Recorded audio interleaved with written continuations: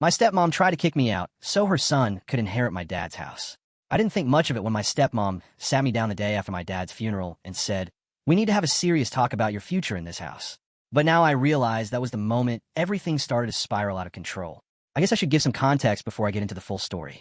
My mom passed away when I was 10, and for years, it was just me and my dad. He was an amazing guy, kind, hardworking, and he always made sure I knew I was loved. When I was around 15, he met my stepmom, Claire, and they got married a year later. Claire had a son, Ethan, who was about 6 years younger than me. At first, things are fine. Claire wasn't particularly warm or motherly toward me, but she wasn't outright mean either. Ethan was just a typical annoying kid. We coexisted, and I tried to make the best of it because I wanted my dad to be happy. Over the years, though, it became pretty clear that Claire was more invested in making sure Ethan got everything he wanted than in building any kind of bond with me. Fast forward to now, I'm 27, and I was still living at home with my dad when he passed away suddenly from heart attack. It was a shock to all of us. I had been living with him while finishing school and working a part-time job. I also helped with the house, maintenance, yard work, all that stuff. It wasn't just a place to me, it was home. The day of the funeral, Claire was acting strange. She kept giving me these pointed looks, and at one point, she pulled me aside and said something like, "I hope you're ready to make some changes around here. Things aren't going to stay the same." At the time, I thought she was just overwhelmed with grief and maybe trying to assert some control in a situation where we all felt powerless. But now I think she was testing the waters to see how much resistance she'd face. The next day, she called me into the kitchen. Ethan was there too, sitting at the table with a smug little grin on his face. Claire started talking about how it didn't make sense for me to stay in the house anymore. "You're an adult," she said. "It's time for you to move on and start your own life. Ethan and I need stability, and this house is big enough for us to build our future in." I was stunned. I literally couldn't speak for a few seconds because I didn't think she was serious. When I finally found my voice, I told her, "This is my dad's house. I'm not going anywhere." That's when she dropped the bomb. "Actually, the house belongs to the family now, and Ethan and I are just as much family as you are. We need it more than you do." I couldn't believe what I was hearing. My dad had always been clear that the house was mine. He even talked to me about it a few weeks before he passed, saying how he wanted me to have a secure place to live and eventually raise my own family. I told Claire that, but she just shrugged and said, "Well, I don't know what kind of promises he made to you, but legally, this house belongs to all of us now." At this point, I was panicking. I called my dad's lawyer to figure out what was going on, and that's when I found out the truth. My dad had left the house to me entirely in his will. Not a split, not a shared inheritance. 100% mine. Claire wasn't happy about that. Apparently, she'd already started contesting the will, claiming that my dad was under duress when he wrote it. I confronted her about it, and she didn't even try to deny it. She said she was doing what was best for her son, and that I was being selfish for not sharing. I told her this wasn't about sharing. It was about her trying to manipulate her way into something she wasn't entitled to. She got really defensive and started yelling about how I was disrespecting her as my stepmother and dishonoring my dad's memory. Ethan, meanwhile, just sat there smirking like this was all some big joke. At one point, he even said, "It's not like you need a house this big. You don't even have a family. What are you going to do with it?" I want to punch him. That's when Claire pulled out her trump card. "If you don't leave willingly, I'll make sure you regret it. There's more than one way to win this." I didn't know what she meant at the time, but I could tell she wasn't bluffing. I started documenting everything, text messages, conversations, anything I thought might help me if this went to court. A week later, things escalated. I came home from work one evening to find Claire and Ethan going through my dad's things. They had boxed up some of his clothes and were talking about donating them to make space. I lost it. I told them they had no right to touch his stuff without my permission. Claire just rolled her eyes and said, "We're the ones who are going to be living here, so it's only fair we start making it our own." That's when I realized she wasn't just trying to take the house. She was trying to erase my dad entirely. The worst part? I could feel myself starting to doubt my own rights. Claire was so confident, so sure of herself, that I started wondering if I really was being selfish. But then I'd remember my dad's voice telling me how much he wanted me to have this house, and it would reignite my determination. At this point, I've hired a lawyer, and I'm preparing for what I think will be a long, ugly battle. Claire has made it clear that she's not backing down, and I wouldn't be surprised if she's already looking for ways to sabotage me. Then came the day I came home to find the locks on my house changed. I felt like I was in some kind of nightmare. I stood there on the porch, jiggling my keys over and over again, convinced I was losing my mind. But no, the locks had definitely been changed. And my stepmom? She was sitting inside the living room, calmly drinking tea like she hadn't just locked me out of my own home. I banged on the door, furious, and she finally came over to open it. She stood there in the doorway, completely unfazed, and said, "Oh, I thought I told you to let me know if you were coming back. You don't live here anymore." My blood was boiling. I told her very clearly that this was my house, legally mine, and that changing the locks was not only cruel but also illegal. She shrugged and said, "Well, it doesn't feel like your house. It feels like mine now, and if you want to live here, you can talk to my lawyer." Then she slammed the door in my face. I wish I could say I handled this calmly, but I didn't. I completely lost it. I was yelling, calling her every name in the book, but she just ignored me. I could see Ethan standing behind her, laughing like this was all some kind of joke. It was humiliating. I called the police, thinking there was no way they'd let her get away with this. But when they showed up, it was a different story.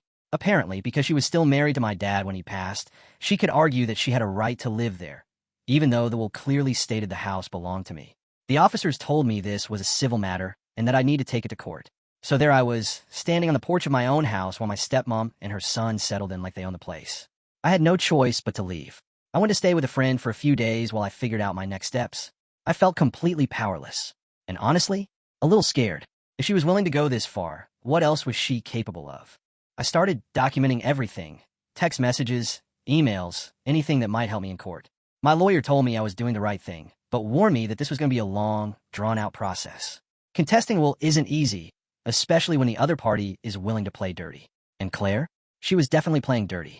A couple of days after the lock-changing incident, I got a notice in the mail. It was a formal letter from her lawyer claiming the will was invalid because my dad was mentally incapacitated when he wrote it. Claire was arguing that my dad had been pressured into leaving me the house and that she and Ethan were the rightful heirs. It was the most ridiculous thing I'd ever heard. My dad was sharp as a tack right up until the day he passed.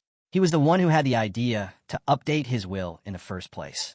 He wanted to make sure there wouldn't be any confusion about his wishes. But then things got even weirder. While going through some of my dad's old paperwork, I found a handwritten note tucked away in one of his desk drawers. It wasn't dated, but it was definitely his handwriting. "If anything happens to me, trust no one except my lawyer." I stared at that note for what felt like an eternity, trying to figure out what it meant. Had my dad known something was wrong? Was he worried about Claire? Or was this just a strange coincidence? I took the note to my lawyer, who said it might not hold up in court, but could still be useful. It made me start thinking about all the odd things that had happened in the months leading up to my dad's death. For one, he had been getting sick a lot more than usual. My dad was always healthy, but in the weeks before he passed, he kept complaining about feeling tired and weak. I assumed it was just stress, or maybe his age catching up with him. But now I wasn't so sure. And then there was Claire. She had started acting differently toward him, unusually attentive.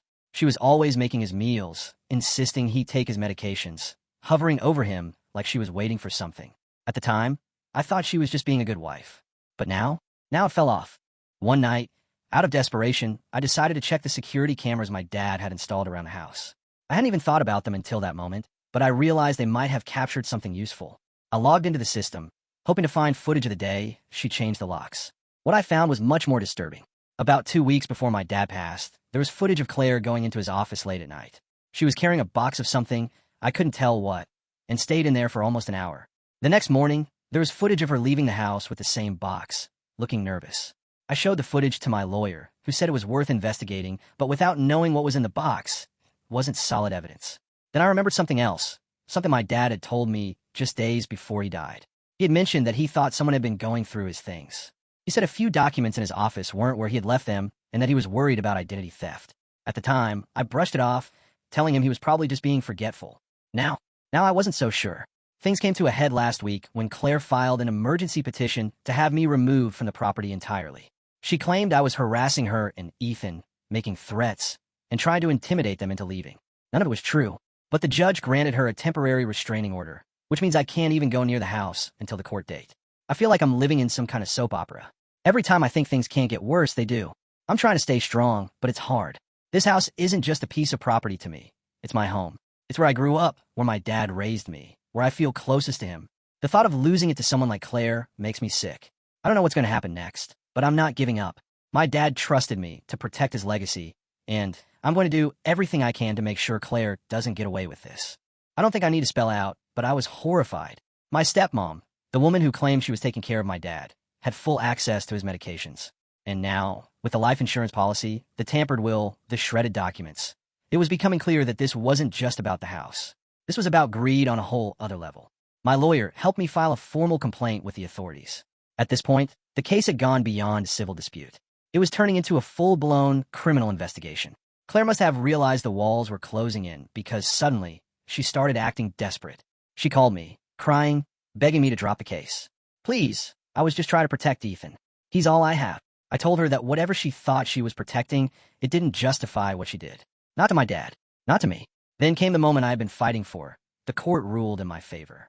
Claire's bogus claims against the will were thrown out. The judge ordered her and Ethan to vacate the house immediately. But it didn't end there. The police officially opened an investigation into Claire's role in my dad's death. And as of now, she's facing charges, insurance fraud, possibly even manslaughter. I can't even put into words how surreal it feels to be in the middle of all this. It's like something straight out of a movie. But it's my life. I've moved back into the house, but it doesn't feel the same. Everywhere I look, I'm reminded of my dad, of everything he went through in his final days. I feel guilty that I didn't see what was happening sooner. But I also know this isn't my fault. Claire fooled everyone, even my dad. I'm just grateful the truth finally came out. And if there's one thing I've learned from all of this, you can't take people at face value. Did you enjoy the story? Want more? Don't forget to like, comment, and subscribe for more wild and unhinged Reddit stories. Your support means a lot and helps my channel grow.